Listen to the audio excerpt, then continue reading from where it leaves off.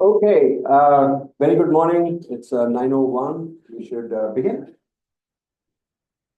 All right. So after this, send them an email if they come in late. Okay, so yesterday we talked about the importance of our relationships in our life, right? And its impact on our happiness levels. I realized that yesterday's class, we were a little bit strapped for time, especially toward the end, and we definitely did not get to do something that I intended and earmarked for yesterday's session, which was the brainstorming. So I want to go a little fast today in today's class so that we don't run into the same problem.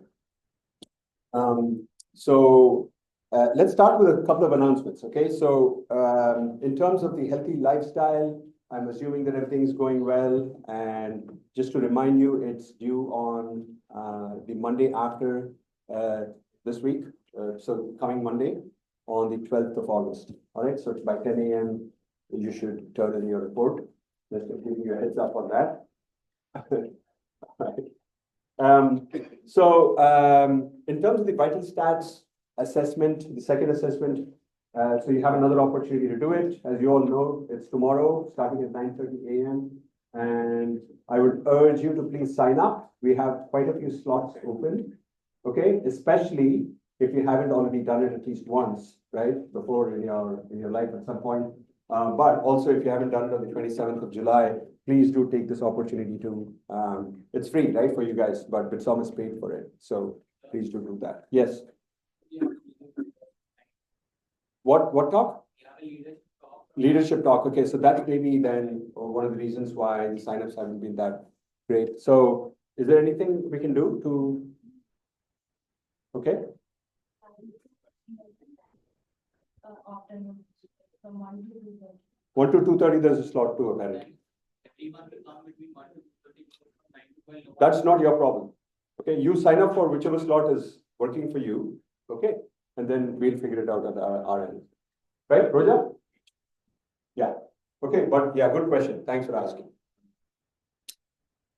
Okay, so this brings me to the Creative Altruism Project. The order of presentations has been emailed to you.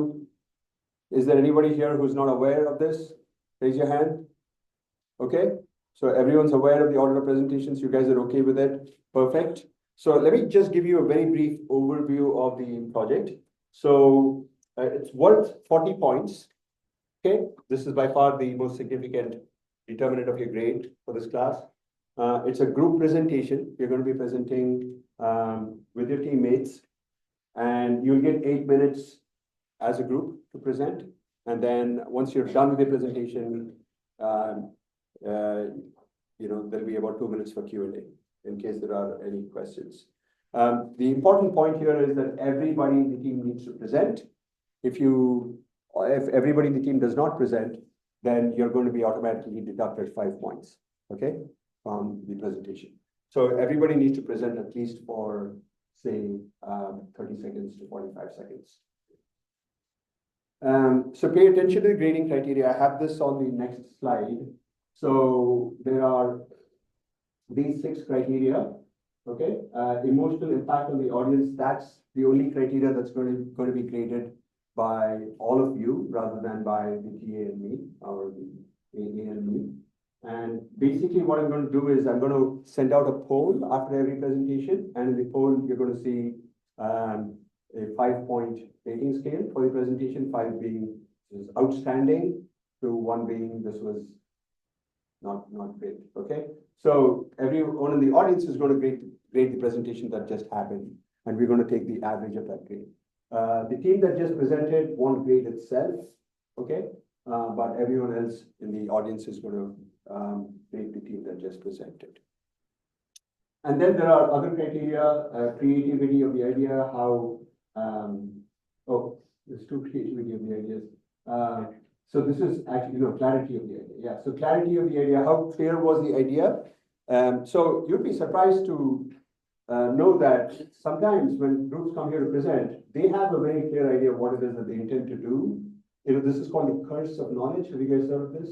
Right? So just because you know, you assume that other people also know. Okay, it's called the curse of knowledge. And so you want to make sure that you convey the idea to the audience in very clear terms. The audience is not confused about what the idea was or is. And then the creativity of the idea. I'll give you a couple of examples here. I don't want to give you too many examples because every example I give is something that you can't do yourself, right? All right, so creativity of the idea is an important criterion. Feasibility of how do you execute the plan. And I'll talk a little more about this in just a moment. And then analysis of the experience. And here you'll see that what I want you to do is to talk about whether the plan sticks to the 3 rules for giving, which we talked about in the previous class, you guys remember, right? So have fun in the process, contain the cost of giving, and see the impact of your act, okay? And I also want you in this analysis of the experience to talk a little bit about what you expect to feel in the process of executing your act. Okay, so maybe here might be a good idea to talk about what what kind of ideas I'm expecting you guys to come up with. Okay, so let me talk about some things that previous years have done, both here at BITSoM and at other places where I teach, right, at the University of Texas. So at the University of Texas, we have, I should say in Austin, Texas, we have a river flowing through. It's called a lake for whatever reason, but it's really a river, but it's been dammed on both sides. So I guess it's a lake too. And it's called Lake Austin. And it's a very picturesque, beautiful spot in the middle of downtown. There is a hike and bike path around it, etc. So a lot of the ideas that the teams come up with are executed in that area because it's just beautiful. It's a happiness-inducing kind of a context anyway, okay, out in nature. And so one of the teams had this idea that, well, we're going to rent a boat, right, a kayak, and we're going to go out into the lake. And we know that there's going to be lots of couples out there, right? The kayaking as well.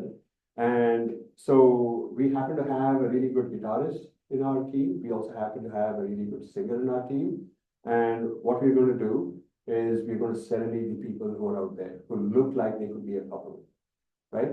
And so that's what they did. They rented a boat and they went out and then they started singing all these romantic songs to this couple. And the couple would initially think, oh, they're just like, they're singing it to themselves or something, but it was really meant for them. And then the couple realized it when another boat approached them from the other side and it handed a rose to the guy and said that you can use the rose in any way, which way you want. One thing you could do is give it to the lady who's next to you, right? And it was really funny as well. It was also kind of heartwarming and kind of like cute, but also funny because on one of the couples that was there actually turned out to be a brother-sister pair. quote that had the person with the rose also had a person with a video camera, an iPhone, who was recording the whole thing, and then they put that together. Okay, so that would be one idea. One of the ideas that BITSoM group did, which was really elaborate, and it's remarkable that they pulled it off such a short time frame. But the idea was that they got the people for your batch, right? In the families of these people. So they contacted somebody from the families of the other BITSoM students somehow, this group did, right? So say contacted your mom or contacted your brother and asked that person to say something positive about this person and how it is that they're feeling now that this person has joined BITSoM, right? So as you can imagine, some of the moms were feeling kind of like bittersweet, in the sense that the kid is now back home or no longer in the same city that they're living in and joined BITSoM, but they're really proud as well that they joined the BITSoM, right? So they then made a little video of these little montages, so to speak, of family members saying positive things about students from BITSoM. Okay, so the basic idea, of course, is that what you're trying to do with this project is to enhance the happiness, the well-being, the joy, evoke some kind of a positive state in somebody else.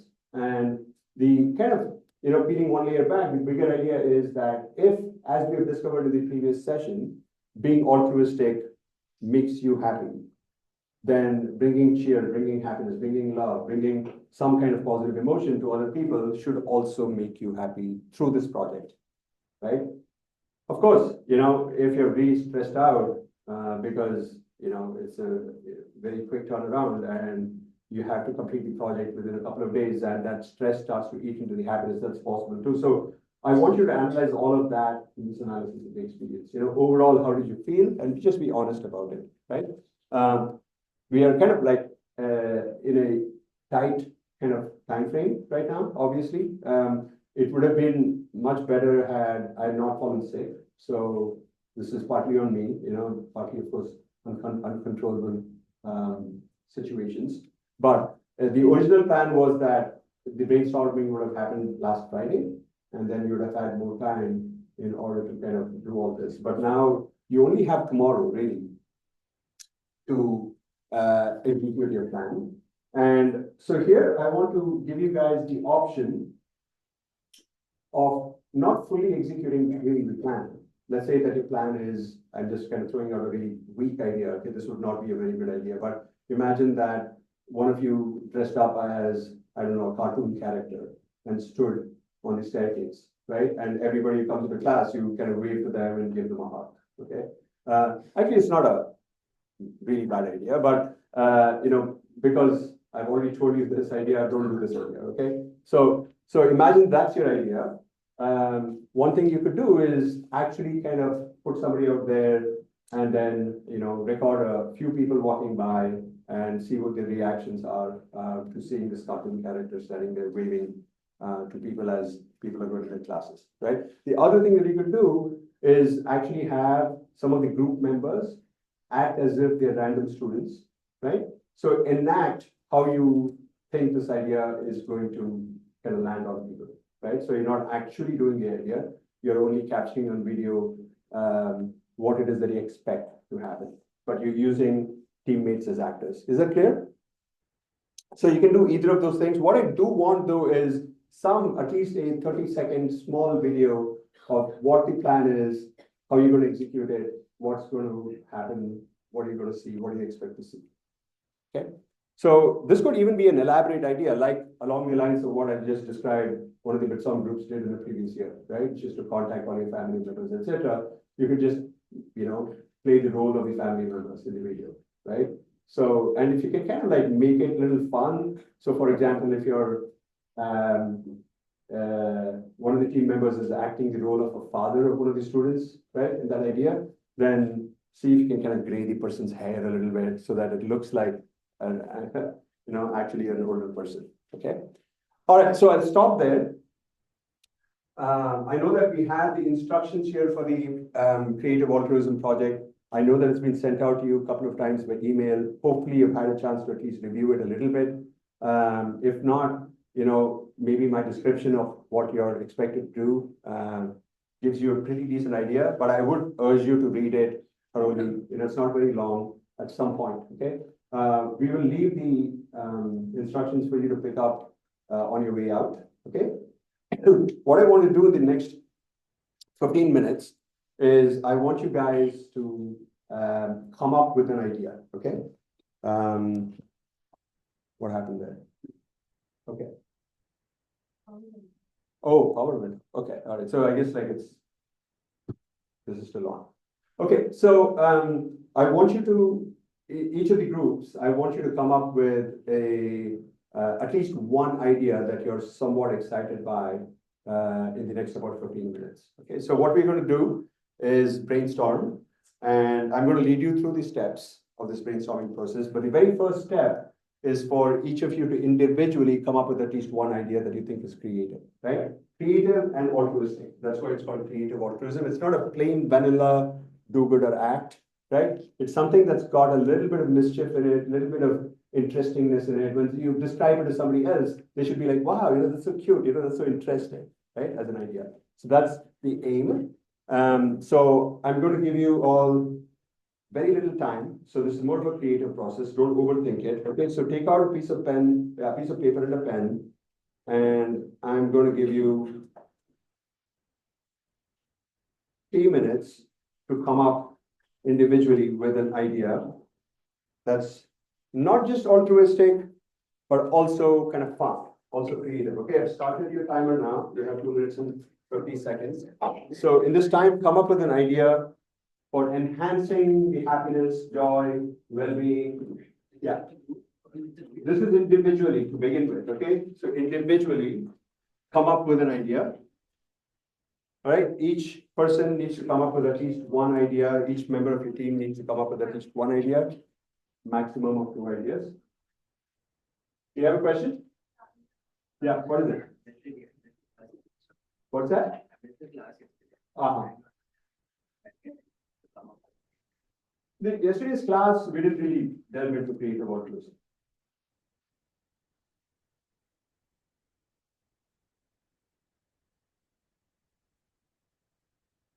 All right, so you have, please don't waste this time, okay? Don't chat among yourselves, because you really have to focus to come up with an idea, and the quality of your final presentation is going to depend on the quality of the idea, obviously. Okay, so please do remember that and focus on coming up with a creative idea, something that's fun, something that's playful, something that's maybe even a little bit silly, right? When other people see it, you should want to invoke some laughter in that, right? Some mirth in that.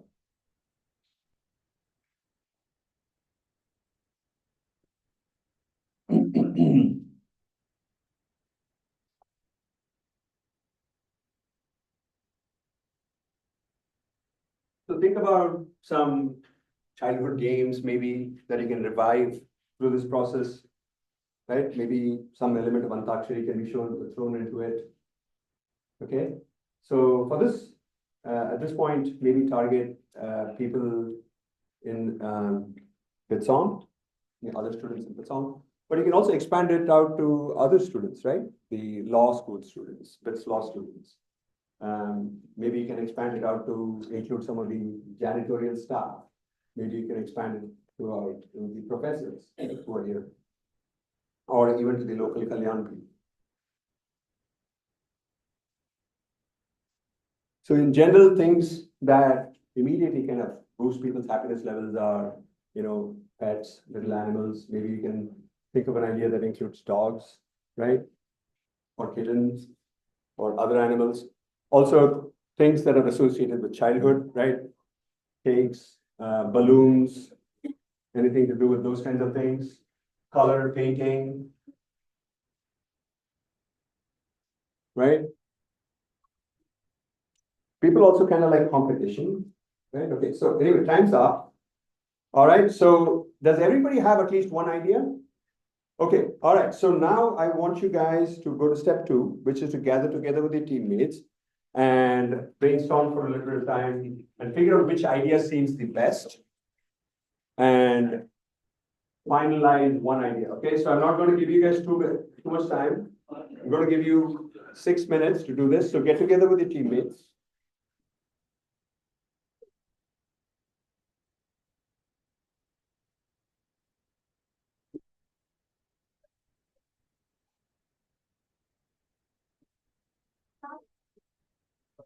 So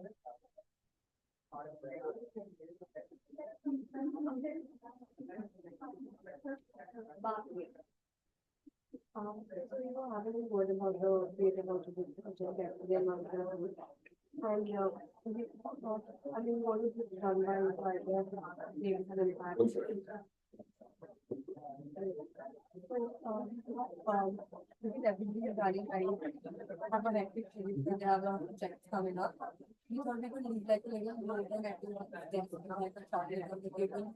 Either writing something about like some personal note work and automation, but right now we have another idea of leaving a joke with the note.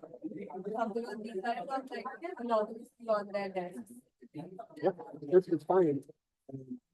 I have to tell you that it doesn't have the interactive elements in it that is going to make the audience feel like spontaneously like that. They'll be like, smile like that, and then leave it like that. So I think something that has a little more of a, like what I call a prankish element, right? And you guys read the instructions. Yeah. Yeah. So something that involves a little more mischief.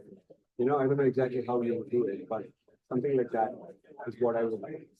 Uh, so, one way to think about it is like think about what would the video look like, right? In the video, even if you're enacting it out, you're probably going to leave a note, and somebody is going to, come in and then be surprised, and they're going to find it, and they're going to, open it and read it, and then there's going to be something, right? So that's what the video would get like, right? And you can actually do a great job of evoking the audience interest through that video, through the quality of the production. So you want to do it. You do want to do Okay, you want, yeah, not like an idea, but you want to do it in the class. Okay, all right, then go for it. Go for it. Yeah. Okay, I mean, initially what we thought was we could use the filler workers and all the stuff, but that would require a little more time. Don't do that because I tell you, a lot of teams are going to default for that. You're just not going to find out. With that, I think you and other students do. Okay. The only thing is that again, like I said, it doesn't really have that X factor. That's the only thing. It doesn't have a twist. It doesn't have a Frankish element. But otherwise, it's good. And a lot of it is going to depend really on the execution of the idea. What exactly are you going to say? That's going to move. Okay. Or is it going to be one of those things where people are going to be like, oh yeah, fine, talking. Let's go to wrap it up. Forget about it, right? So can you make it sticky? So that's one way to think about it. But if you can come up with a core idea itself is more interesting, that would be better. That's what I would say. So you have a little bit of time. So see if you can think of another one. You have this in back pocket, right? Keep it. But if you can come up with something a little more clever, a little different, a little more creative, that's what I would ask you to do.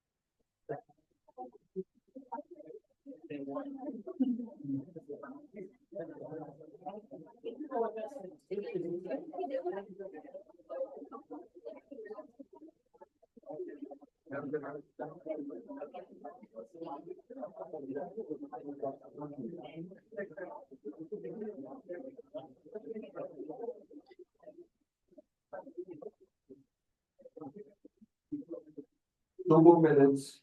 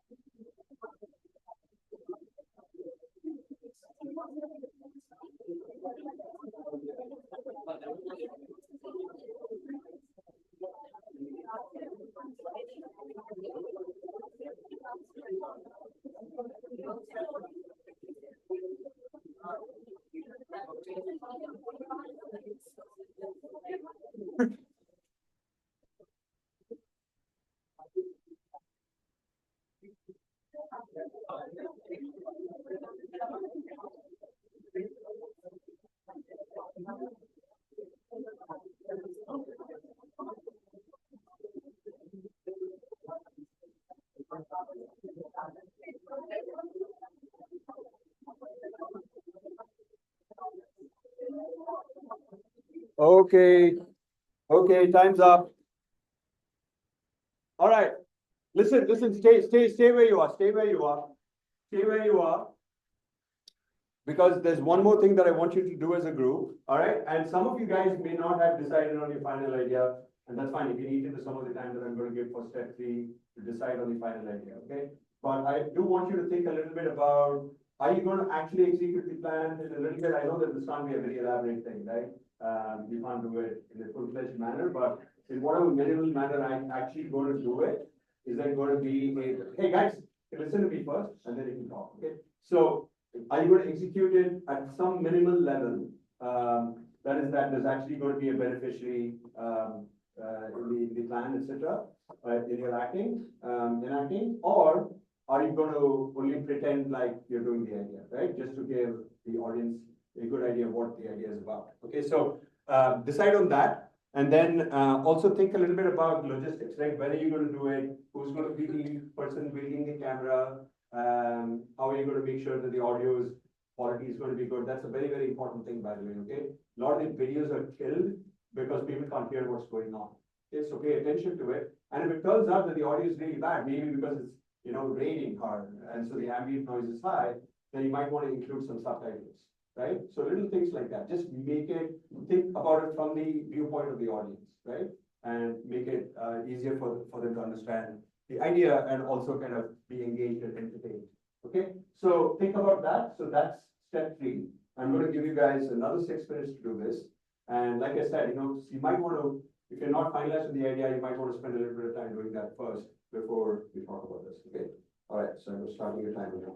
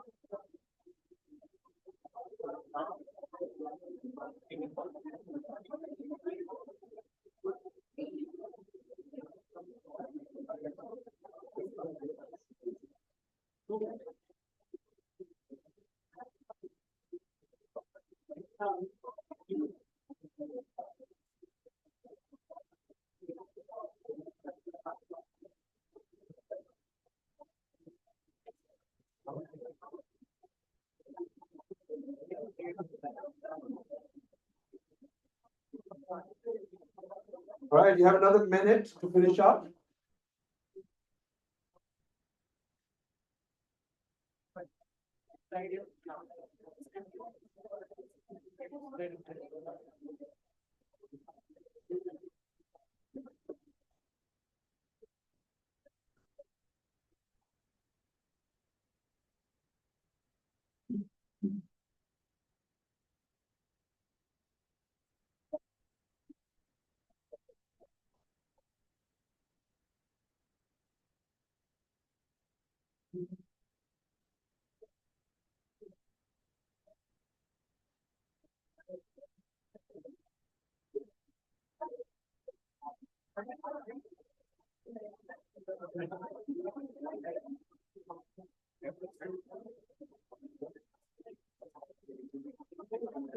Okay, time's up, everyone.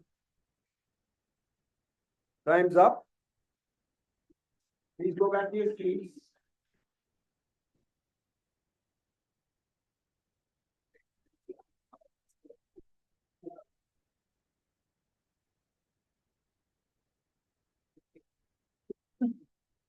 One thing is, what do we have to actually present besides the video? We have to present the entire presentation. Just read the instructions, okay? I've outlined all the things we have to cover.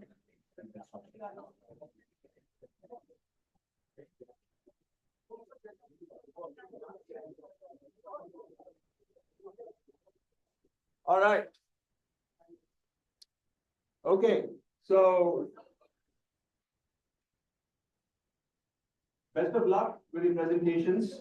I'm really looking forward to it. I can tell you, I mean, this is not to put pressure on you, but BITSoM groups are way more creative than any other groups that I've taught. Okay, so in the previous years, the students have really knocked my socks out off. So I'm really expecting the same thing to happen this year too. Okay, now of course this year has been a little bit tighter in terms of time, and it's partly because of something that happened to me, right? So that said, there's no reason why the idea itself can't be really created. Okay, and so I'm looking forward to the presentations, and I'm sure that all of you will enjoy the presentations a lot as well. The fourth step, by the way, I mean, this is after class, but do create the slide deck sooner. You know, this is a design thinking principle. Maybe some of you guys are taking that class. Are you taking this year? Yeah. Yeah. So fail sooner, fail often in order to succeed sooner, kind of a thing. So the earlier you start on your slide deck, the more refined it's going to be. All right. So don't waste too much time in starting it, even if you don't know exactly what you're going to do, what you're going to say. You know, start out with some kind of a template of the PowerPoint slide deck so that it's really on time. And please send it to Roja 1 hour before presentation. Right. You know your presentation date. And we will have it for our records. In the presentation itself, please use your own laptops. Okay, I think that will be a little bit easier from multiple perspectives. But we would like to keep a copy of the presentation deck for our slides, for our reference. Okay, with that, let me turn to today's topic, which is flow and happiness. Yesterday's topic was love and happiness, and hopefully you found it to be personally relatable, intellectually kind of interesting, and it made you curious about some things. I apologize. I was going to ask Roja to send out the ECR scale, which I totally forgot to include in the email that went out yesterday. So if you could remind me today, Roja, to include it in the email that goes out to them, I would like you to at some point fill it out just so that you have some kind of an awareness of what your attachment style is like. Okay, so Freud famously said that the two big components of our life are work and love, right? So we have already covered love, and today's topic is going to be on work. You'll see what the connection is in a little bit. What I want to do is to start out by talking about, just like many of us are susceptible to committing this, what I call sin of being desperate for love, right? We commit the sin of chasing superiority.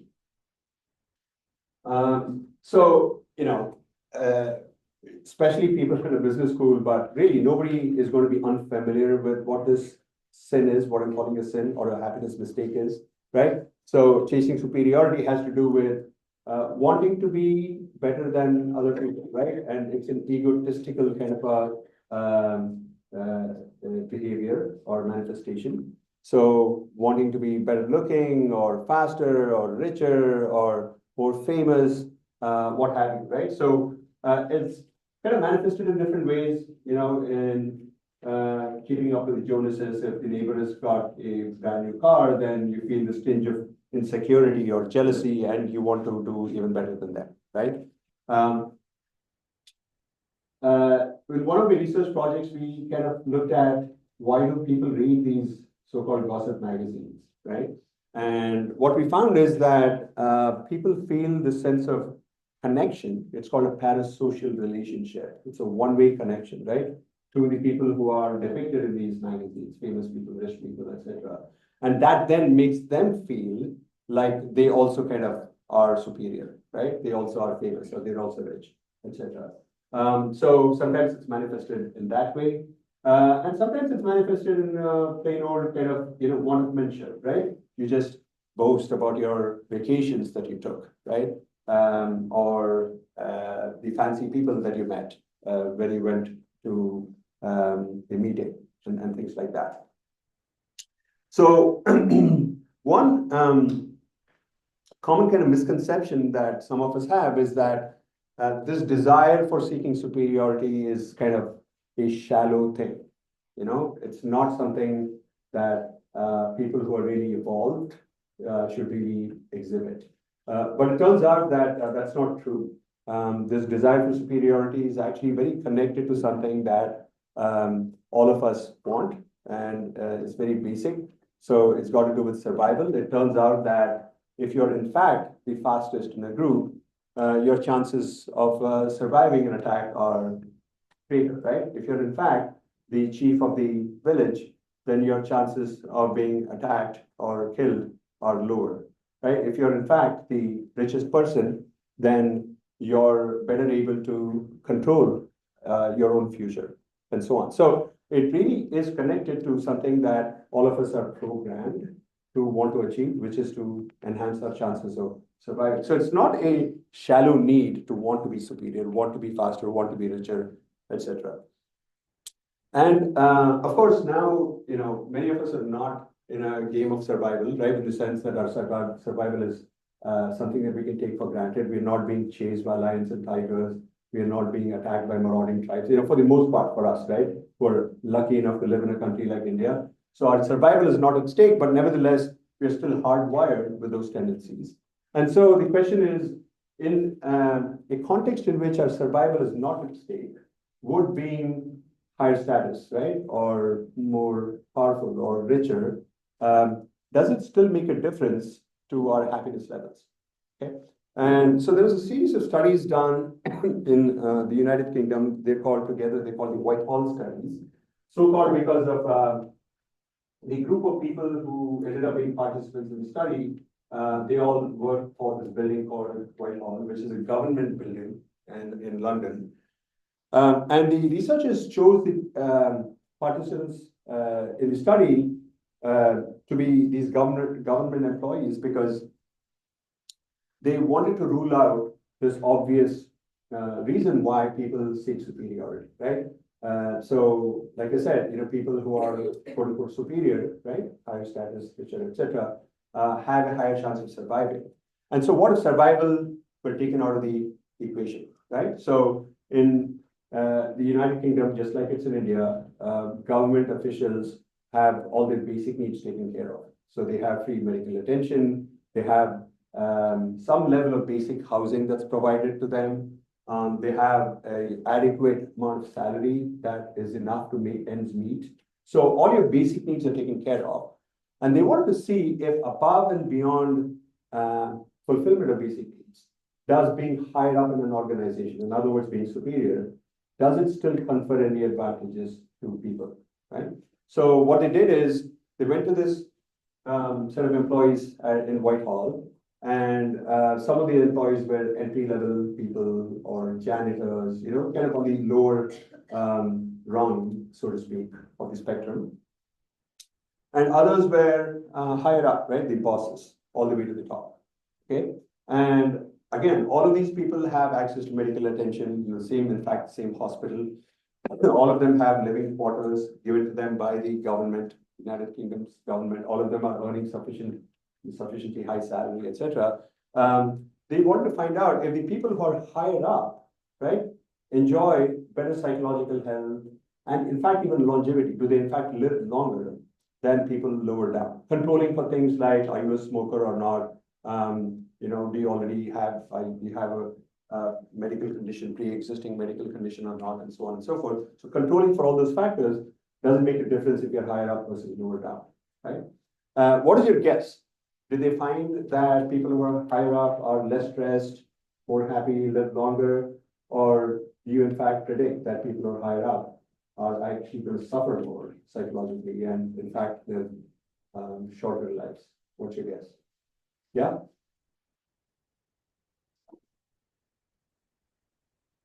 Okay, so the higher up you're going to live longer, and they live shorter lives. Okay, sorry, my ears are still clogged up because of my viral infections. I wasn't able to hear. All right, so you're exactly wrong. Okay, people who are higher up actually enjoy better psychological health, are less stressed out, and in fact, live longer too.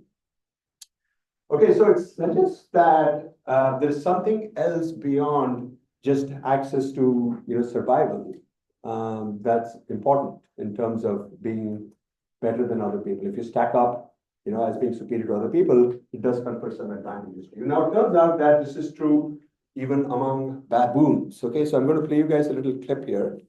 Let's watch this video.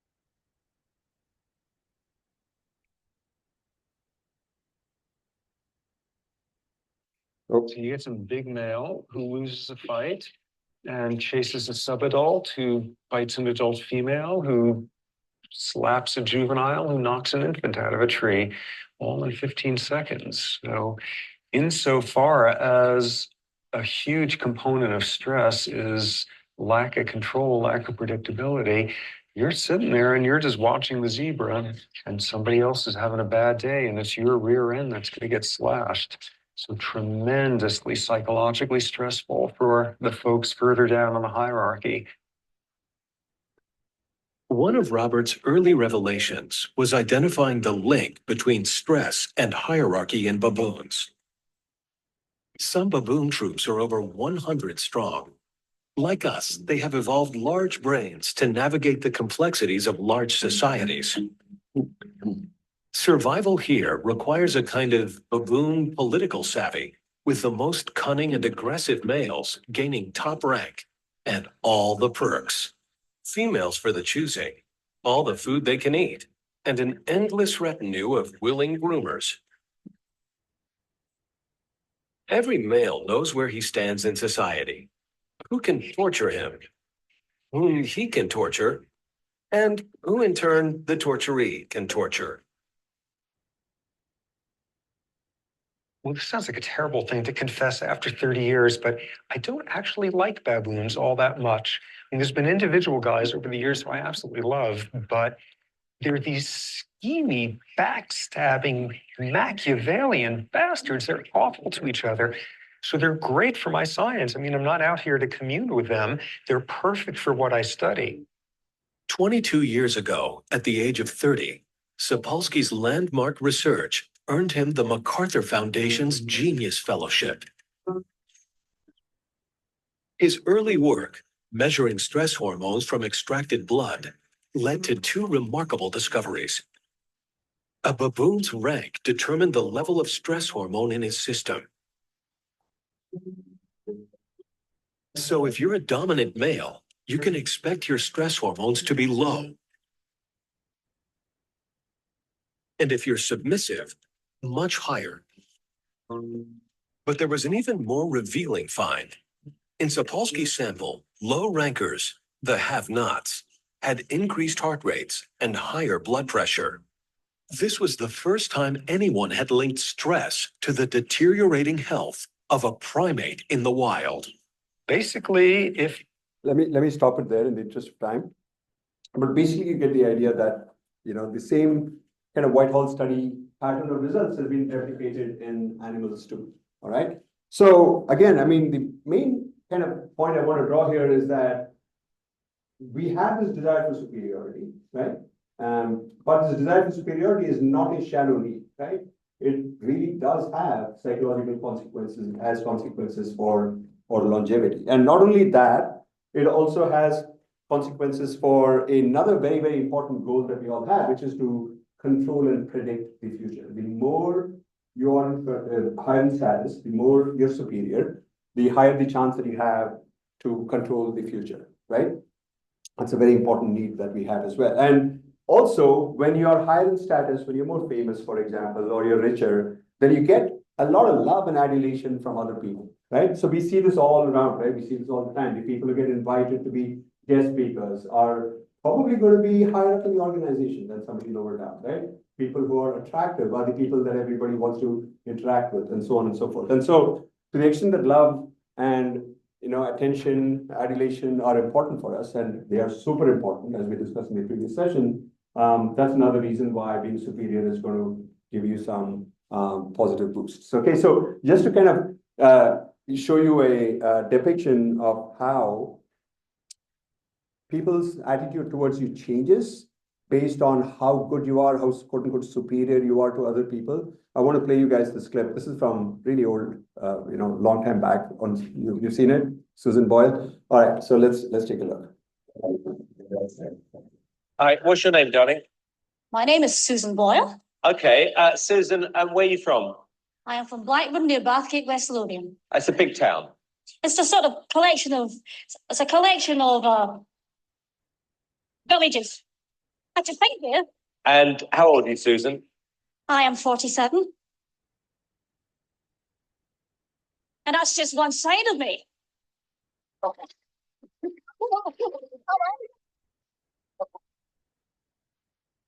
Okay, what's the dream? I'm trying to be a professional singer. And why hasn't it worked out so far, Susan? I've never been given the chance before. So I don't know if you saw her expressions there, right? She's really mocking, right? Susan? I've never been given the chance before, but here's hoping it will change. Okay, and who would you like to be as successful as? Elaine Page. Elaine Page. What are you going to sing tonight? I'm going to sing I Dreamed a Dream from the Miserables. Okay, big song. Yeah. Yeah.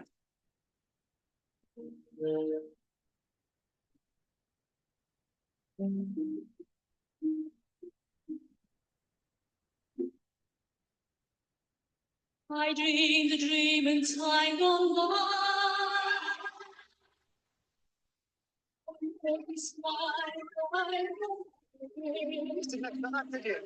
No.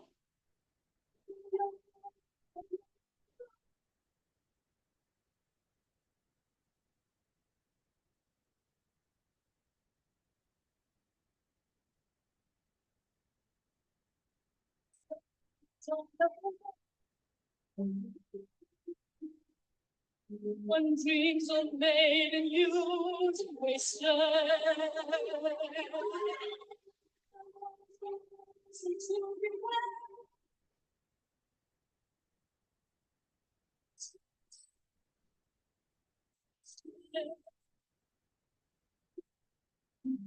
But the time has come. Hear the voice of songs as they tear your hopes, as eternal grief share.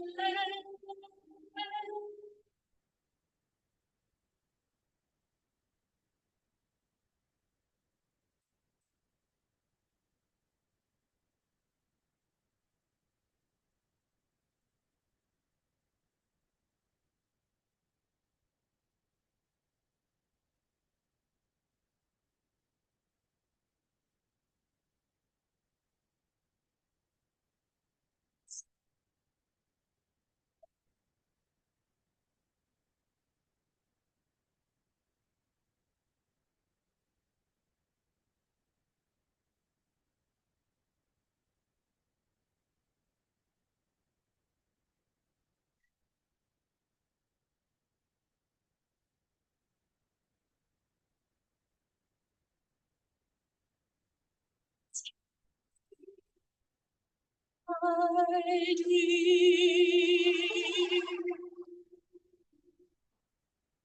I'm going to stop it there. I'm going to rewind back a little bit to the expression that Simon had on his face. Look at that, right? He's like a fanboy now, okay? So that really based off of her superior performance, right? Straight up, okay? They were mocking her, and then suddenly they've changed and now become huge supporters, right? So get a lot more love and adulation from other people if you're richer, better performer, faster, etc., etc. Okay.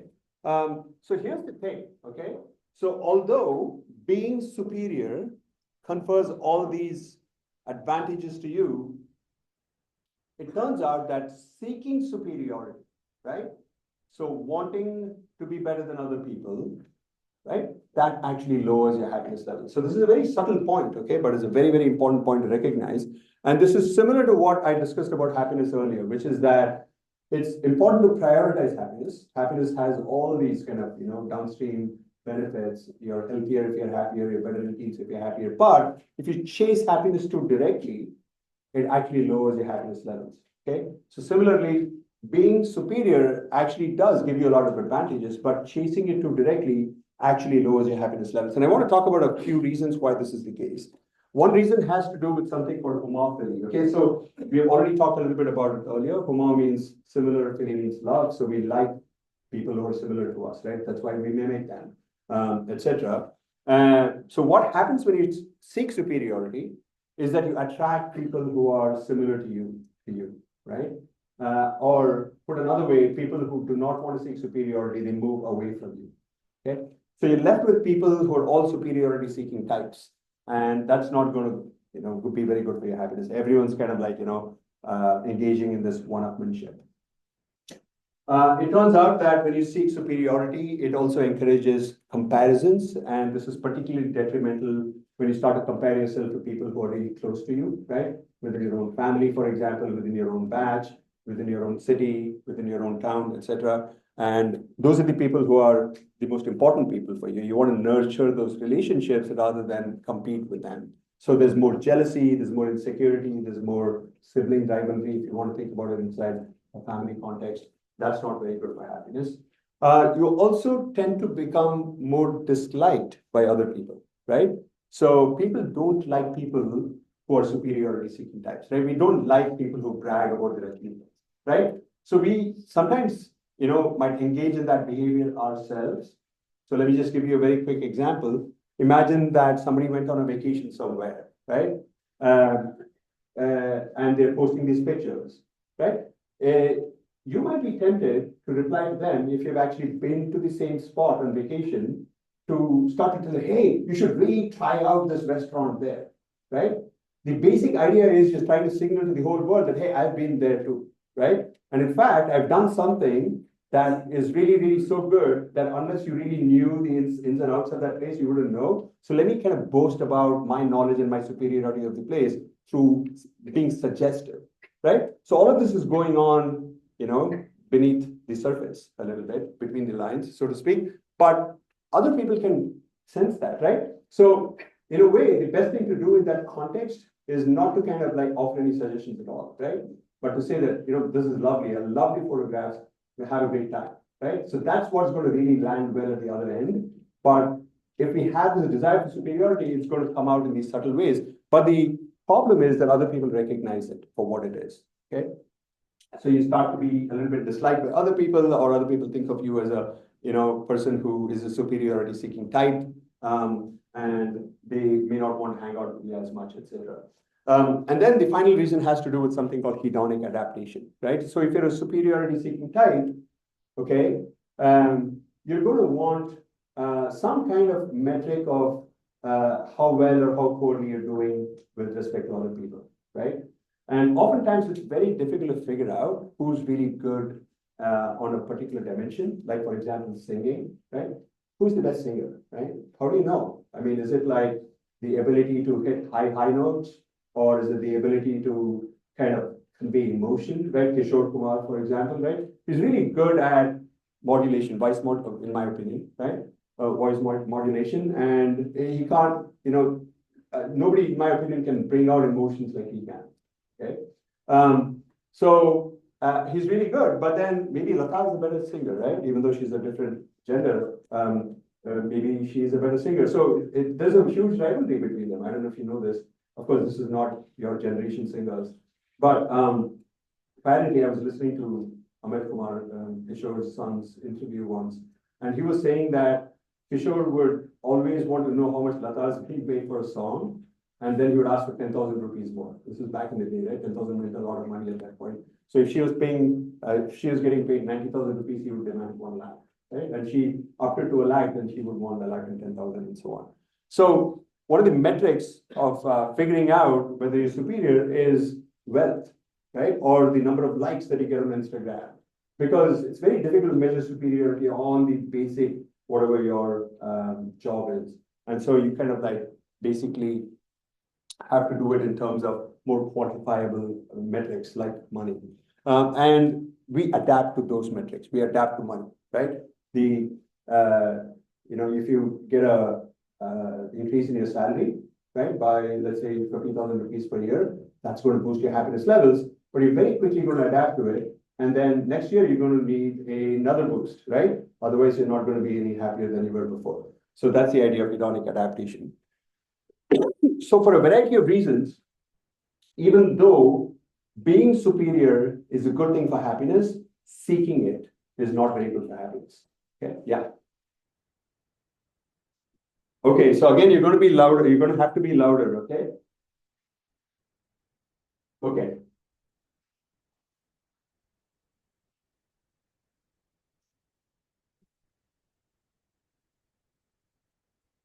Mhm.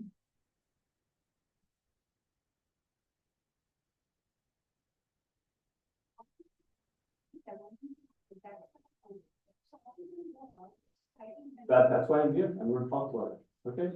All right. I'm not just going to leave you with a problem. Okay. I'm also going to propose a solution. All right. So yeah, good question. And we're going to get to that in just a little moment. But let me play you guys this very quick video on hedonic adaptation. It's just a funny video, but basically it showcases this point that we adapt to things very quickly and we want more and more in order to sustain the same level of happiness. I was on an airplane and there was internet, high-speed internet on the airplane. That's the newest thing that I know exists. And I'm sitting on the plane and they go, open up your laptop, you can go on the internet. And it's fast and I'm watching YouTube clips. I'm in an airplane. And then it breaks down and they apologize, the internet's not working. The guy next to me goes,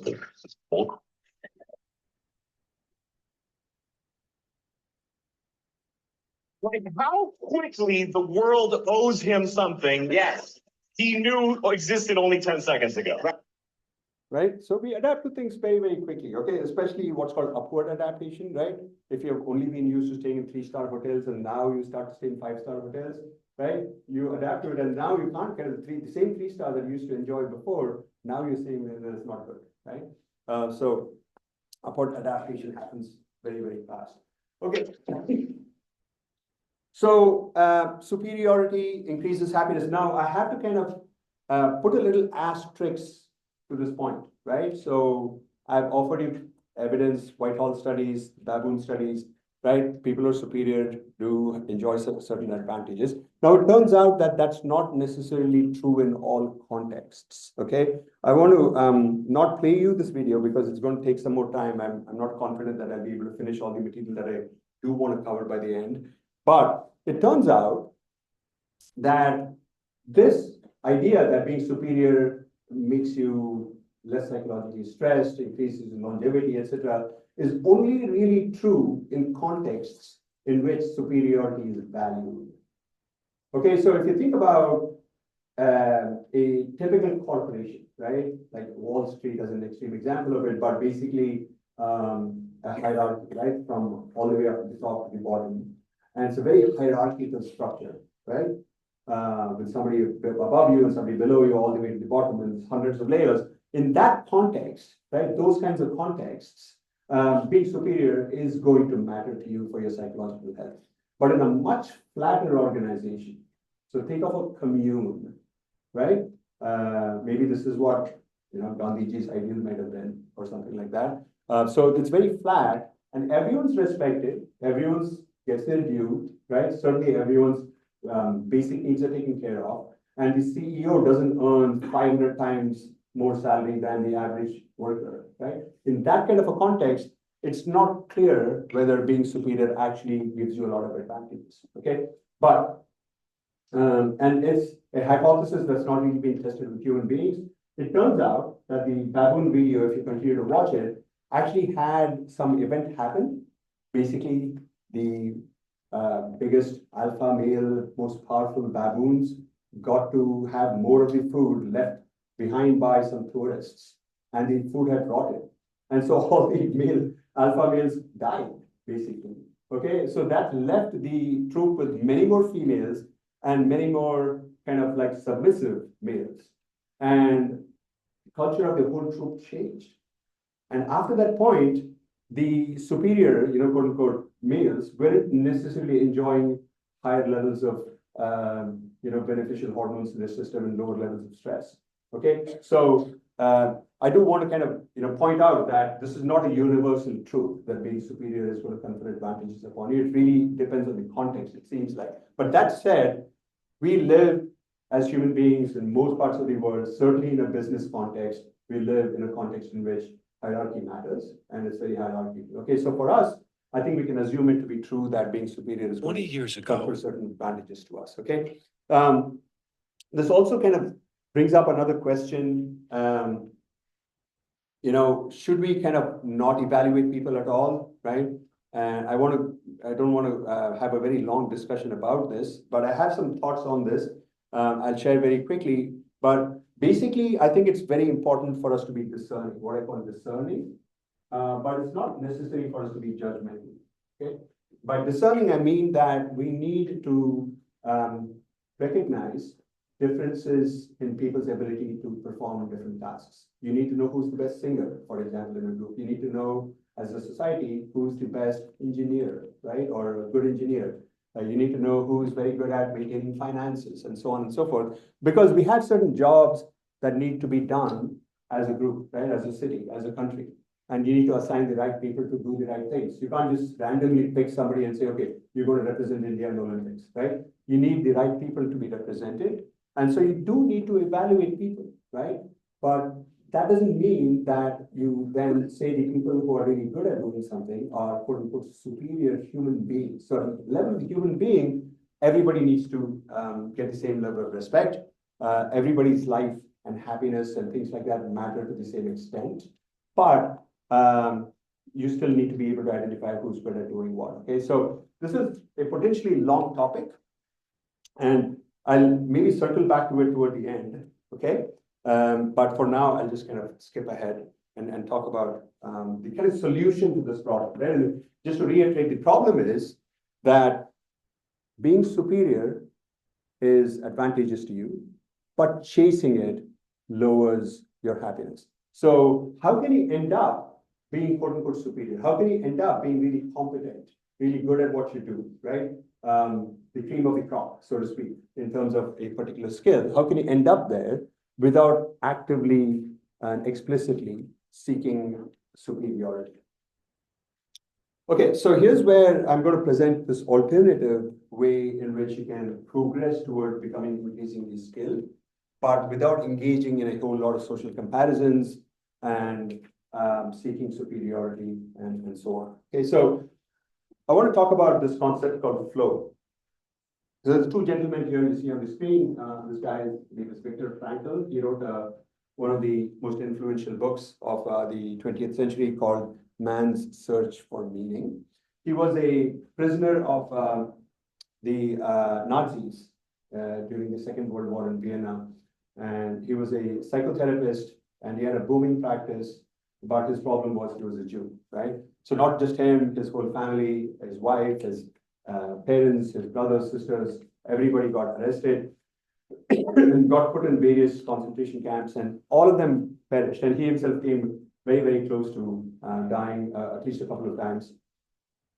But he did survive. In 1945, he was rescued by the Americans. He, in fact, not just survived, right, the concentration camps, but he actually was enhanced in terms of his mental abilities and his emotional equanimity, right? His ability to control his own emotions and regulate his own emotions, etc. He ended up being vastly more skilled on that dimension. He, based on his experiences in the camp, wrote a book, this book that I talked about, Man's Search for Meaning. And basically the thesis of the book, or the punchline, is that for human beings to be happy, it's not enough for us to just have a comfortable life. In fact, you could have an uncomfortable life like we had in the concentration camps, and yet you could be at least emotionally equanimous, right, at peace, if not even happy, providing you felt like your life had meaning. Okay, so he called this whole thing later here, practice again. It is called logotherapy, Logo therapy. Logo means meaning in Latin, so meaning therapy. So basically, when people would come to him with problems, he would say, what is the thing that gives you meaning in your life, right? If you have psychological problems, you kind of distill it down to what are the ways in which you derive meaning from life. And in his analysis, most people are unhappy because they really haven't answered that question. Okay, what is it that gives them meaning in life? Pranav? Okay, put it away, please. Put away your cell phones. Yeah. So that's what his thesis was. And then this guy comes along. His name is Csikszentmihalyi. Okay, that's how you pronounce this. Okay, Csikszentmihalyi. Okay, as opposed to marijuana sent me high. Okay, Csikszentmihalyi. Okay, so he took this thesis that meaning is very, very important, and he said, okay, I'm going to really test if this is true. So he conducted a bunch of studies, and very interesting studies. And I'm going to describe one study to you. So this study, it had like 880 participants from various kinds of fields, from scientists and artists to business people to janitors, factory floor shopmen, right? Even a bum. There was even a street bum in this study. Okay, so he had all these various people from various backgrounds, religions, cultures, countries. He was at the University of Chicago at that point. And he gave these participants two things to carry with them. Okay, the study unfolded over a whole week. And over the week, the participants were given a journal to carry with them. And also, this was back in the 1990s, a pager, right? So this device that, alerts you when somebody's calling you, okay? So he gave them these two things, and he told them that, look, this pager is programmed to sound an alarm at various points in the day, right? And if your pager sounds an alarm at a certain point, your task is to take out your journal and write in it what you were doing, and also indicate how happy you were doing it, right? So imagine that you're a participant in the study, and the pager goes off right now. You take out your journal and write in it, oh, I'm sitting down in Raj's class, and you report how happy you are, okay, on a 5-point scale, let's say. So what Csikszentmihalyi did is program the pager to go off about 8 times in a 24-hour cycle. And the study was for a week. And so each participant had 56 data points, right? 8 times 6. And there were about 800 participants. So altogether about 30,000 data points, right? So he looked at, across all these data points, when do people report really high levels of happiness? And what were they doing at that point in time? And he wanted to see if people do, in fact, report higher levels of happiness if they're doing something that they think is really meaningful to them, which is what Viktor Frankl had proposed would happen, right? So based on that study, he came up with this concept called flow. And I'm going to describe to you what flow experiences are and what flow means. But basically, let me also reveal the punchline to you. So he did find that Viktor Frankl was right, that people do report higher levels of happiness if they're doing something that they consider to be meaningful, okay? So flow states, right? So these are states in which people report high levels of happiness. And what he discovered is that these so-called flow states, and you'll see why he called these states flow states or flow activities, had certain characteristics. I'm going to describe 3 characteristics to you. In the book, he describes 3 others, so there are 6 characteristics in all, but these 3 should suffice for us. So one characteristic of a flow moment is when you lose track of time, right? So he called it a paradoxical perception of time. And the reason why he called it that is because in a typical flow moment, what happens is time seems to really slow down, okay? So imagine that you get into flow playing a game of tennis, right? Or playing a sport. You feel as if you had a lot of time to be able to execute your shots, right? So everything kind of slows down a little bit, and almost as if things are happening in slow motion. You can see the ball kind of hurtling towards you. You can maybe even see the ball a little bit bigger. They say in cricket, right? This guy is able to see the ball like a football or whatever. I don't know if you guys have heard this kind of a commentary. But that's the basic idea. In flow moments, time slows down, and so you're kind of zoomed into the moment, right? But at the same time, when that cricket game is over or the flow activity is over, if you look at your watch, you'll be like, goodness, I was like involved in that match for 3 hours. How did I lose track of time? I even forgot to have lunch. Okay. So that's what happens in these flow experiences, is that there is a slowing of time in the moment, and yet once the event is over, when you look back, it seems that time is really sped up. That's one feature of flow. A second feature of flow is what he called lack of self-consciousness. So one of the ways in which I come up with these pictures for my slides is I go to Google and I type in these keywords, the paradoxical perception of time. I got this, lack of self-consciousness. I got a bunch of really bad pictures. This is also a bad picture. It doesn't really depict lack of self-consciousness. If anything, this woman looks self-conscious, or she looks like, she's aware that two people are looking at her, two kind of creepy guys in the back. Anyway, so, if it helps, imagine a huge X on top of it, meaning to say that she's not self-conscious, lack of self-consciousness. So Csikszentmihalyi meant something very specific by lack of self-consciousness. Usually when we are doing something, particularly if it is a performance, right? You're in a competition or you're presenting, there is a voice in the back of our head that's evaluating how well this thing is going. Okay.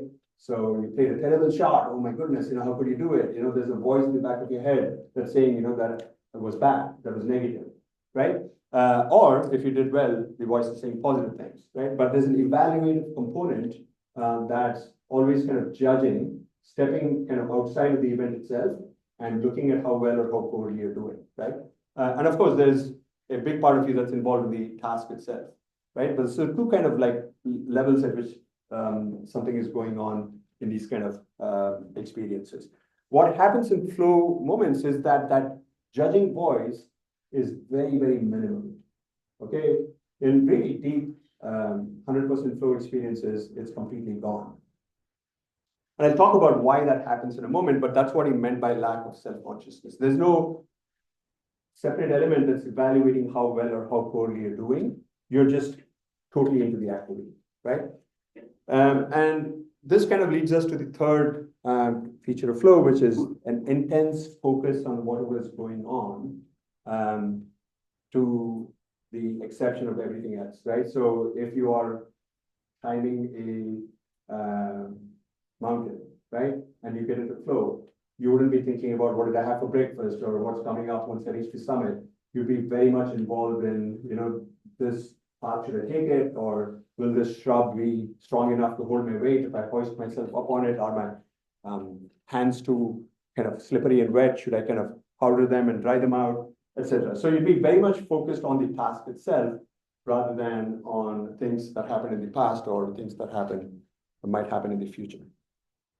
Okay, so I've described flow moments to you. Most people, when I describe it like this, as Csikszentmihalyi described it in the book, are able to relate to flow. In fact, my mom told me the other day that she gets into flow while cooking, right? So sometimes she feels like, oh, I don't have all the ingredients that I need, but let me just substitute lemon for tamarind, right? So she'll kind of like figure out solutions to challenges as she goes on. It's very deeply involving and absorbing. So that's the thing. Flow experiences are very absorbing. Okay. All right. So how many of you guys can relate to this concept of flow? Okay. Is there anyone who cannot relate to the concept of flow? You cannot. Kabir? Oh, you can. Okay. How about you sitting next to Kabir? You can also relate to it. Okay. All right. So yeah. So this is very common that most people can relate to flow. So not only did Csikszentmihalyi come up with this idea of flow experiences, but he also broke it down into when flow is likely to happen. All right, so you can kind of manufacture flow. All right, so what he discovered is that flow happens when the amount of ability required by a task. Let's say that you're a intermediate level tennis player, right? Let's say your UTR, right? Universal tennis ranking is an 8. Okay. Djokovic is a 16, right? So that's expert level. So 8. You're likely to get into flow when you're playing against somebody who's also an 8, right? If somebody is a 2, right?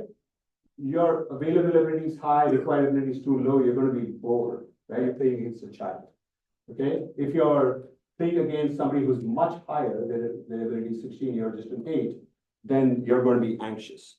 Okay, so flow happens in this narrowish range between boredom and anxiety. All right, so what this means is that if you want to have happy experiences, right, this is what I found, that people reported high levels of happiness when they're experiencing flow states. And flow states are deeply, deeply meaningful to people. If you experience flow on a regular basis where you completely lose track of time, intensely focused on something, you're not self-conscious, you're not evaluating how well or how poorly you're doing, you're just doing the act, right? If that happens regularly in your life, right, you are going to report a high level of happiness, okay? Reason being that, and I'll talk about a few reasons for it in just a moment. One very big reason for it is because you've identified what your purpose in life is, right? So this is an existential question that we have. What am I supposed to do with my life? What is the kind of career that I should choose? You know, where should I spend time? You know, what should I do with my life, right? If you experience flow on a regular basis, you have answered that question. It kind of like just, yeah, of course I need to be doing this because I love doing it. I get into it. I lose track of time and it's deeply meaningful therefore, right? All right, so I want to show you guys what flow looks like. I know that you guys all mostly said that you can relate to it, but here's a specific example of it. Okay, let's take a look at this. Our next contestant hails from Columbus, Georgia. Let's hear it for Dee Westry. Come on out, Dee.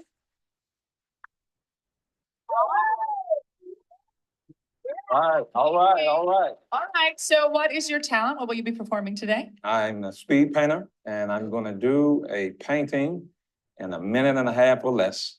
All right, here we go. Let's hear it for Dee Westry.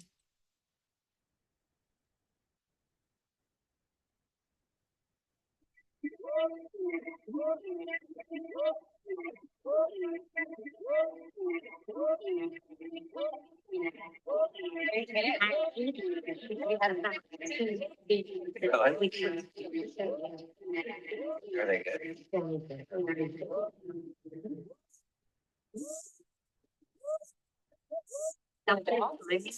Yes. All right, Dee, you have 1 minute left. Here we go. I don't know.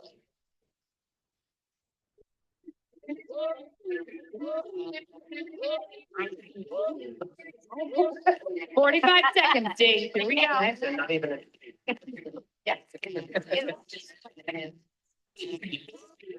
Yes. Oh, now we got some colors on. Okay. 30 seconds, Dee. Oh. You can tell. Come on, guys, we can figure this out.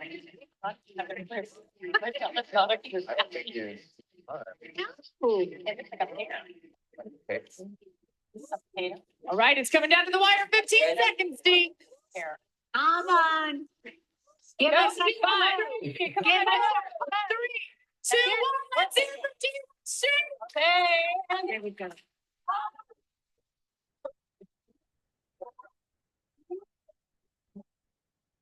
So he managed to paint Anderson Cooper in 90 seconds, upside down, using only 2 tones, right, of color. Amazing talent, right? And he invented this field called speed painting. It did not exist. But when you think about jobs, all jobs have actually been invented by somebody or the other previously, right? We just assume that, oh, there's a data analyst job, as if it's always existed. No, you know, that's a new job. Somebody created it. Marketing as a profession at some point, you know, became a thing. Didn't used to exist before in a explicit specific term, right? So a couple of points that I wanted to bring out here. Okay, one thing is that just as there's a paradoxical perception of time with flow, there's also another kind of paradox with flow, which is that Csikszentmihalyi found that when people experience flow, they report high levels of happiness, they report high levels of meaning in their life, they report that the life is good, life satisfaction is high. But if you actually watch a person going through a flow experience, you don't necessarily see them smiling or laughing or having positive expressions on their face, okay? So in fact, these are the expressions of flow, right? You're really, really focused. You're like that lion in the savannas of Africa who is peering at a deer through the blades of grass, really intensely focused, right? So you're engaged, absorbed, immersed, focused.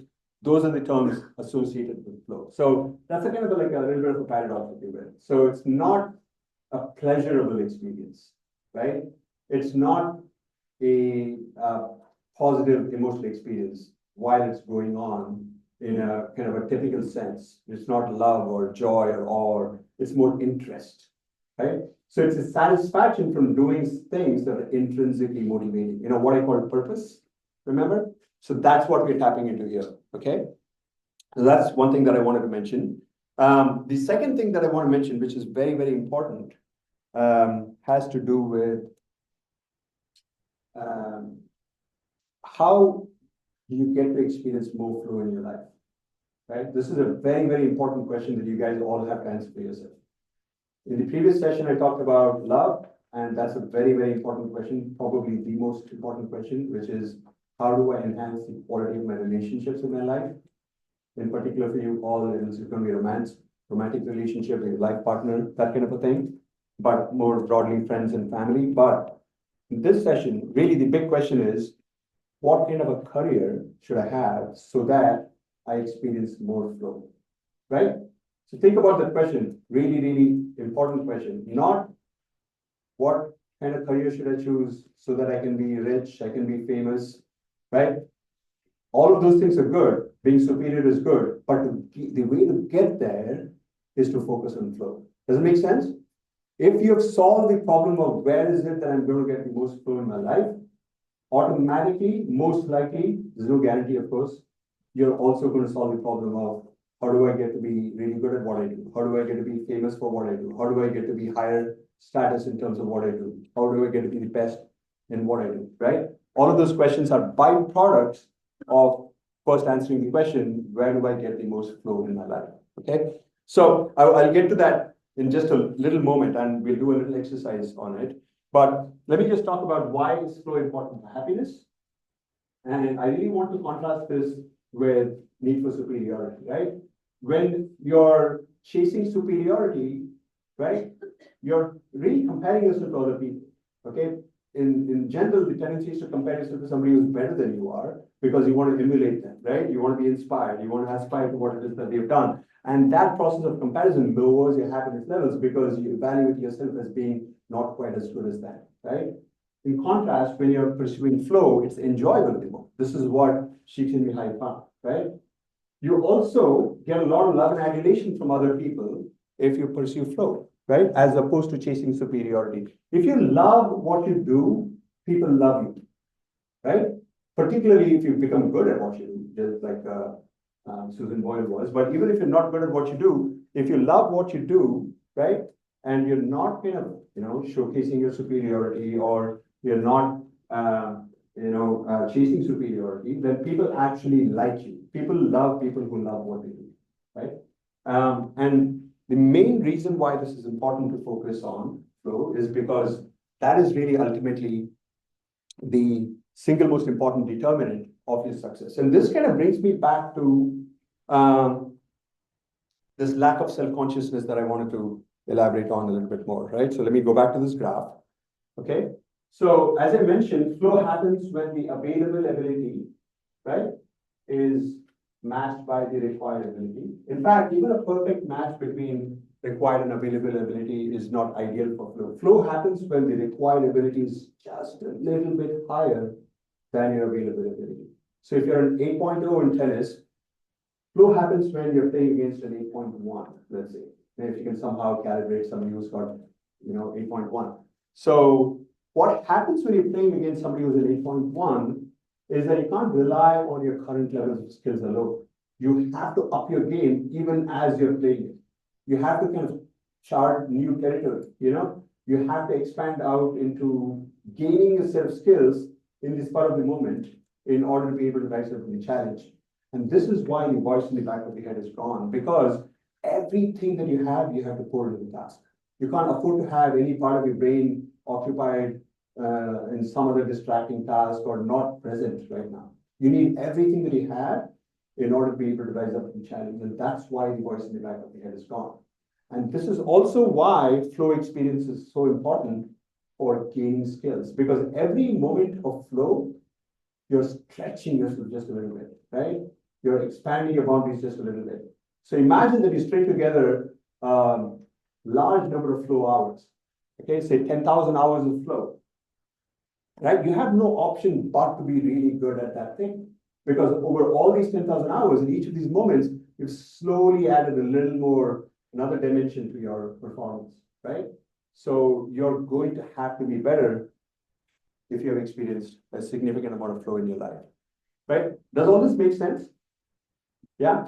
Okay, so basically the point is that flow is important for happiness, both in the present moment, it's enjoyable, from the perspective of other people, people like you when you experience flow, but also from the long term, because flow is the often unsung but true determinant of mastery, right?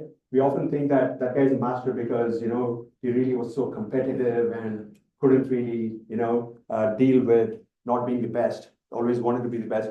The aspiration to be the best, etc., is good, but that's not going to get you mastery. That's not going to get you success. It's going to have to come down to actually doing the activity over and over and over again for a large number of hours, 10,000 hours. There's actually a bunch of really good books on the topic, including Outliers by Malcolm Gladwell, who popularized this idea of 10,000 hours to the mass public, but really that is based off of research by somebody called Anders Ericsson, who's got another book out called Peak, meaning peak performance. So he looks at people who are really masters of their field, from fields like surgery to music to chess to memory and so on. And what he finds is that these people have all experienced these 10,000 hours of what he calls deliberate practice, okay? But for our purposes, we can exchange it with flow experiences. Okay, so like I said, if you experience flow on a regular basis in your life, then you've solved this question of, what is my purpose in life? Here, I'd like to draw out something called ikigai. I know that some of you would have come across this term. So basically, imagine 4 circles, right?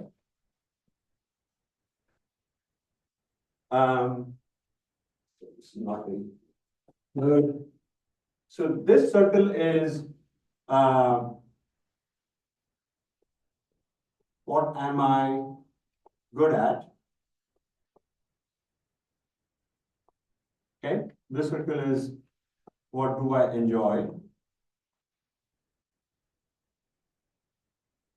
Okay, this circle is what does the world need?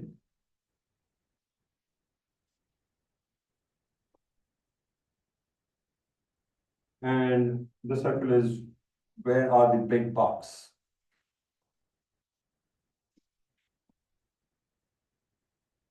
Right? And typically when we think about our careers and where we want to work, what we want to do, we are very seduced by, distracted by, invaded by the question of where is the big money, right? What kind of a job is going to pay me the big bucks? It is consulting, okay, then I'm going to go to consulting, right?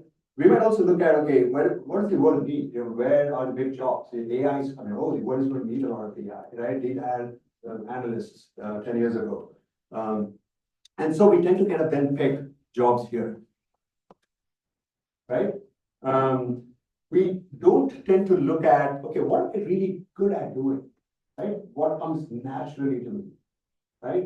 And what do I really enjoy doing where I can get lost in the activity for large, periods of time. So we don't really look at this as much.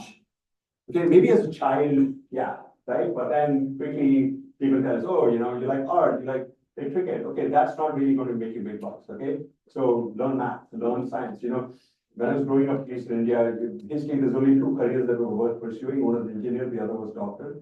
Right? I don't know if it's still true. That's what we were told, right? So we don't really focus on this. And this is something that this guy called Ken Robinson calls your element. The intersection of what you're good at and what you enjoy doing is your element. Because he says that you're in your element when you're doing that activity, right? What you're good at and what you enjoy doing. we don't really look at that. Okay, so oftentimes we start out our careers here, right? And we are then competing against people who actually like doing that. We choose a consulting job, even though we may not be really, our hearts may not be into it, just because it's going to make us big money. But then we are surrounded by people, or at least a few people are there for whom it's their element, right? That's where they were supposed to be. You can imagine that's going to be an uphill battle for you to be able to overcome, right? So in order to gain mastery, you have to spend those 10,000 hours, right? There's no escaping it. You have to spend those 10,000 hours. Now, if you don't like it, it's not your strength. Who are you going to go through 10,000? By the way, 10,000 hours means about 15 years of your life. Okay? If you say have 3 hours of flow every weekday, that's 15 years of your life in order to gain that mastery. And then careers typically last 30 years, right? So you want to reap the benefits of mastery in the second half of your career, but you're competing against people for whom that comes easy. So they're going to do it in 15 years. You're probably going to like claw your way through it over 20, 25 years, and then you're wondering, why did I get ignored? Why did I not get promoted? You know, my life sucks, right? Midlife crisis hits you. You don't want to be there, right? Where you want to be is you want to start here, right? And then there's a much higher chance that you end up at the intersection of all four, which is called ikigai, right? Where you're not only enjoying what you're doing, you're good at it, the world needs it, and you're earning a lot of money. Okay, so basically the big point here is that flow is important for happiness, critical for happiness, a huge piece of the jigsaw puzzle of happiness. In order to experience flow, you need to spend 10,000 hours. In order to spend 10,000 hours, you better like what it is that you're doing. So it all starts at, okay, let me figure out what is it that I like? What is it that I'm good at, right? You obviously have to apply the practical lens too. You have to pay the bills, etc. I'm not saying that that's not important, but it starts with those questions. Okay, so this is what we're going to do. I'm not going to give you a whole lot of time. I'm going to give you guys about 5-6 minutes. Okay, so for this, again, get back with your team, right? Your group. But I would like you to split into 2-person teams for this. Okay, so the first step is to identify what you think is in your element. Okay, I'm going to give you exactly 2 minutes to do this. Don't overthink it. So think about, what do I really enjoy doing? Okay, and it can be anything from any field. Okay, it can be from music to sports to business analysis to drawing, whatever, marketing, okay, math. So think about basic skills, right? Do I enjoy talking to people versus not? So I've started your timer.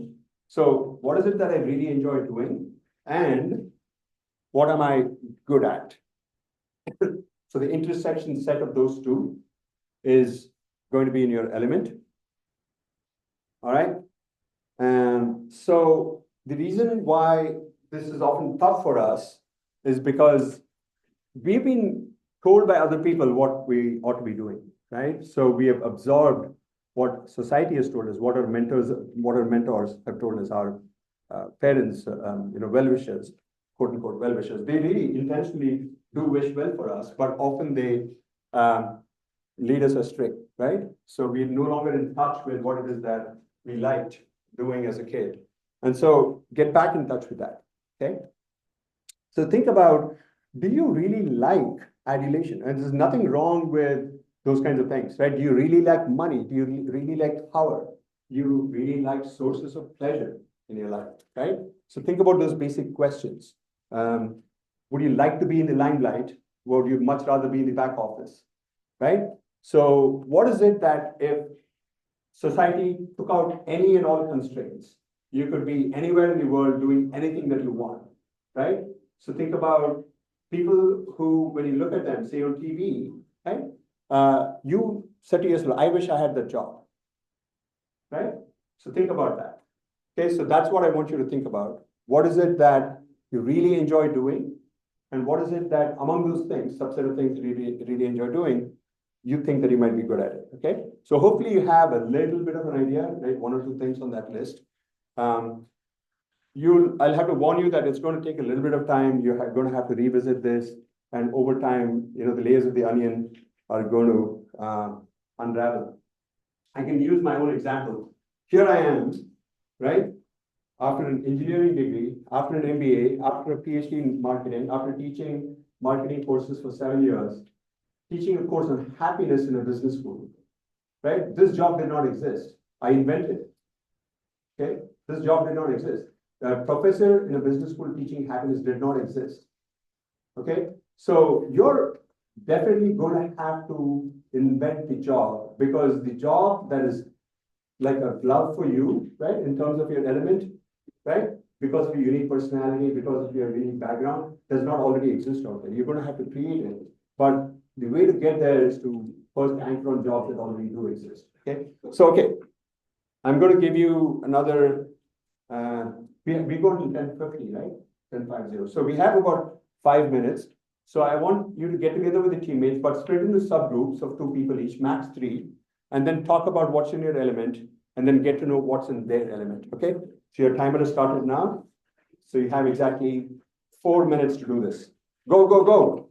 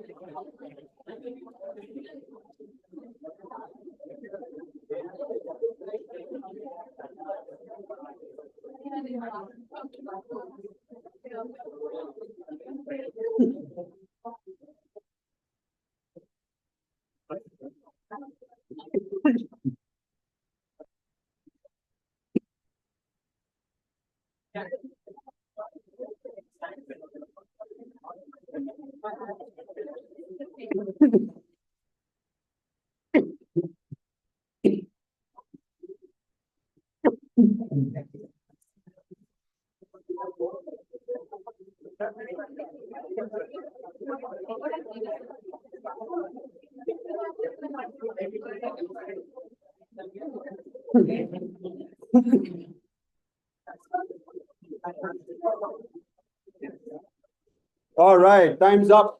Time's up, guys.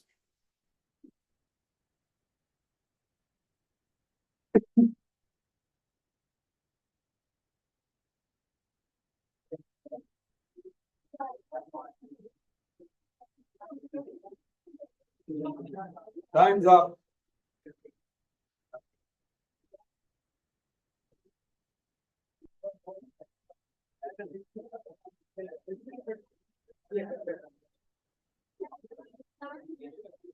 Time's up. Please go back to your seats. All right, so I have to tell you that there's one more thing that I wanted to cover we don't have time for, and a couple of quiz questions are based off of that thing. And they are the last two questions on the gratitude video, which is this video here, okay? It's about a 7-8 minute video. We don't have time. So what I'm going to do is I'm going to give everyone full points regardless of what answer you choose for those last two questions, okay? Just so you know. So with that, why don't we do the quiz number 3. And if you have something else going on after that, please feel free to leave if you're done with the quiz. Otherwise, I'm going to be hanging around here to answer any questions that you might have, okay?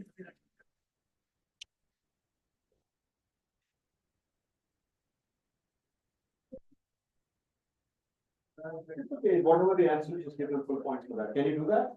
It's up to you. Last two questions. I don't know if the order of the questions is going to be shuffled for you all. If it is, then it's the two questions that will explicitly say the gratitude video, okay? So the questions that have gratitude video in them, those are the questions for which you're going to get full points regardless of which answer you choose, which option you choose.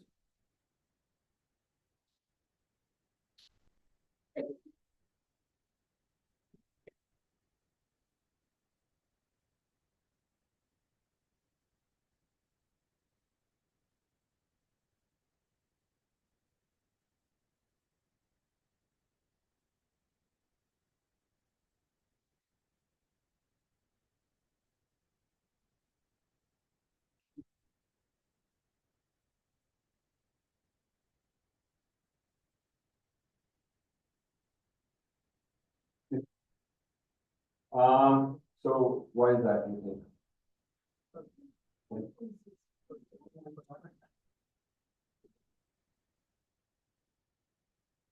Got it? Perfect. Is there anybody else who is having any trouble accessing the quiz? No?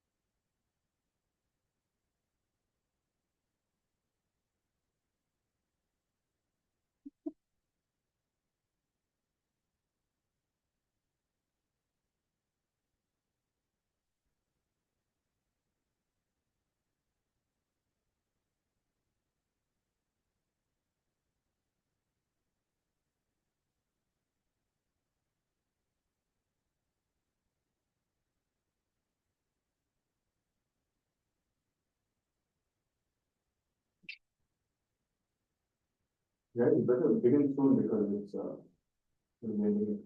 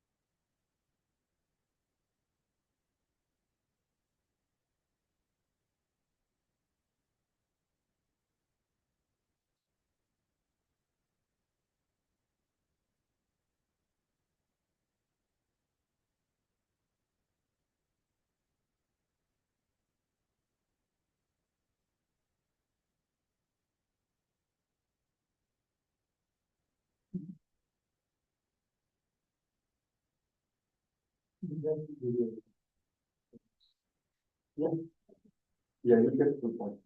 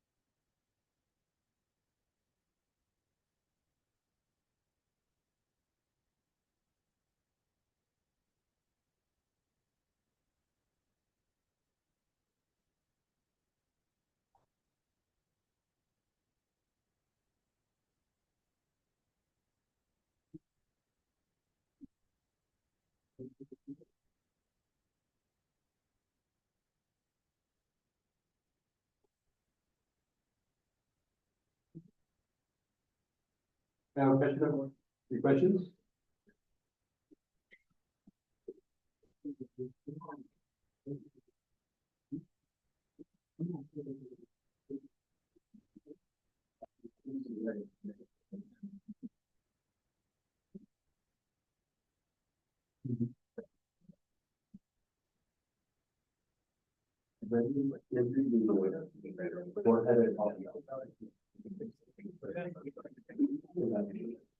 Huh?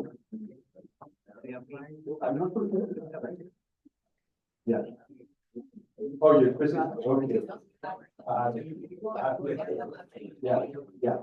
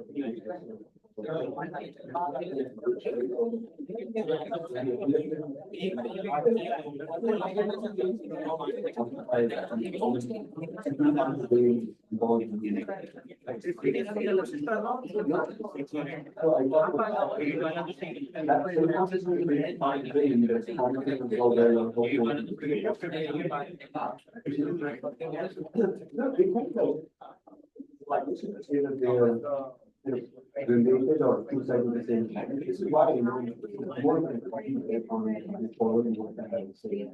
You can always connect the dots and come up with a reason why and so on.